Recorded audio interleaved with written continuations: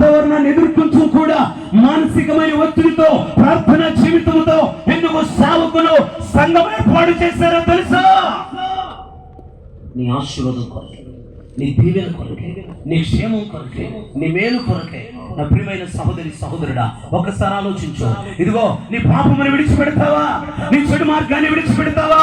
నీ అక్రమమైన జీవితాన్ని విడిచిపెడతావా? నీ హృదయంలో ఉన్న గర్వాన్ని విడిచిపెడతావా? విడిచిపెడుతూ నువ్వు ఎంతగా దీవించబడతావో, ఎంతగా ఆశీర్వదించబడతావో, ఎంతగా దేవుని యొక్క మేలును అనుభవిస్తావో, ఆయన ప్రసన్నతను అనుభవిస్తావో దేవుని వాక్యం మన జ్ఞాపకం చేస్తూ వచ్చింది.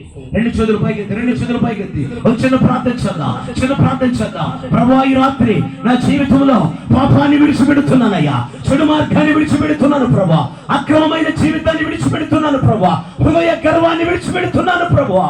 నీ ఆశీర్వాదం నాకు కావాలయ్యా, నీ దీవెన నాకు కావాలి ప్రభువా.